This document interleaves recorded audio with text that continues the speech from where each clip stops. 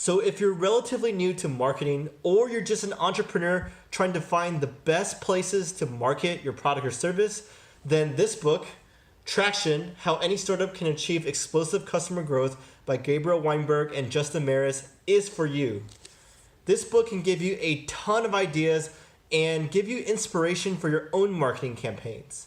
The concept behind this book is super important because many times companies are able to build a decent product or service, but they fail to get traction, or what I mean by that is they fail to get noticed by the right people. So if you're curious to learn more on what this book is all about, then just sit back, relax, and keep on watching. Hi everyone, I'm Kevin from Entrepreneurs Book Club, here to find the best books for entrepreneurs and business people and review them for you so you can save time and find the truly valuable gems in this space. So if you want to catch my recommendations in the future, then just click like, subscribe down below if you haven't already, and without further ado, let's get started.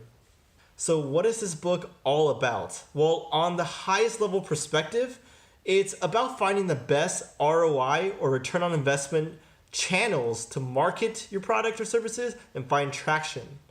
They teach a process called Bullseye, and this is a very lean and iterative process. You may have heard of the lean product process before. This is very similar, but for the marketing world. Basically, what you do from the start is you take a look at all the possible marketing channels and brainstorm ideas for each one.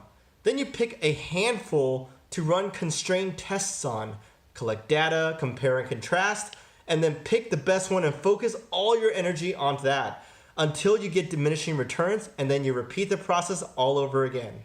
This book details 19 different channels and dives into each of them, giving each one its own chapter. In those chapters, they provide anecdotes from really successful startup founders, examples of what worked, what didn't, and also just gives a general overview of how to execute marketing campaigns for that particular channel. For example, here are some of the channels covered. You have viral marketing, social media ads, SEO, SEM, existing platforms, engineering as marketing, and much more. Let's take a look at just one of them, and that is engineering as marketing. On a very high level, how you market this way is that you create simple, free, and useful tools for your potential leads to go use. And this is a great way to generate leads very rapidly and for a long time. For example, Moz is a very popular SEO company, and they build SEO tools and services. They give out some of their SEO tools and services for free. And so what that does is that it draws people in to their company, and most of the time the tools solve common problems for their ideal customer. In order to use it, they have to give up their email address, which many people are very willing to do for a free product. I know I have done that before. Then you can use email marketing to pitch them your relevant products and services later. Very, very effective way to do it.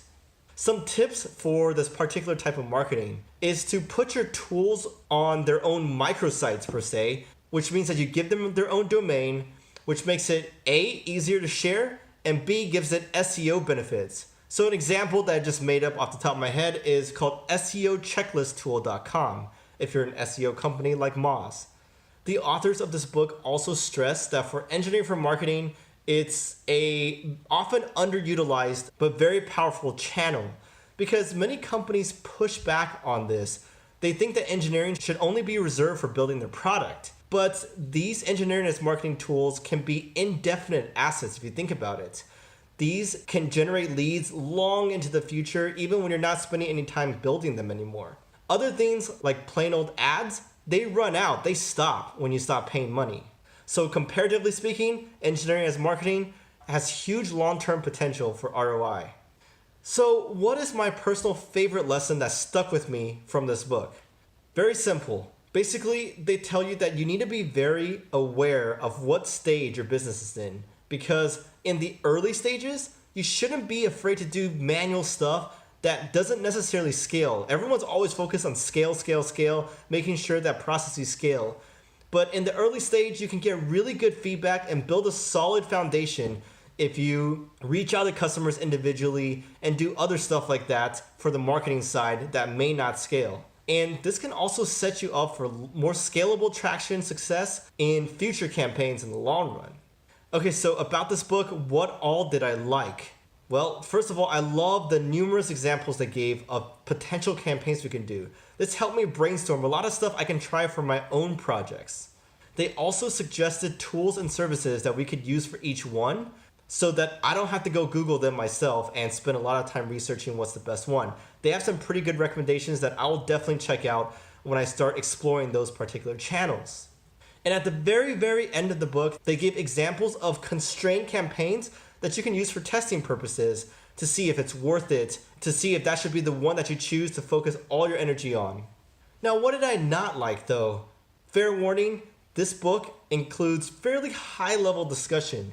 So if you've done marketing for a long time or for your whole life, you probably don't need this book, especially since the processes that they brand as like Bullseye, for example, it's just pretty intuitive and straightforward, and you probably have done it without calling it Bullseye in the past as well if you've done marketing for a long, long time. But overall, this book is super helpful for me. I love the types of books that enable me to take actions on their lessons immediately after reading them. I recommend it to anyone who may not know that much about marketing, but needs or wants to learn more. Hopefully this example can help me find tractions for some of the projects that I'm working on too that are in the early stage, pre-traction. Okay, so in every episode you already know that I rank my book amongst the ones I've read so far for this channel. Here is how I would put it. Put this right under Story Brand, right above Purple Cow. I've been reading a lot of marketing books lately, so that's why they may be a little bit fresher and a little bit higher. But as always, I'll be doing this every episode, so if you're curious where I rank the next one, then you gotta follow along. Okay, so I hope you enjoyed that. Please check out this book, come back and let me know in the comments your thoughts about this book. And next up, I'll be reading a book about design of like everyday things, product design and so forth. Really excited about that. Can't wait to finish it and share that with you as well. So see you guys on the next one. I hope you have an amazing rest of the day. This is Kevin, and I'll catch y'all later.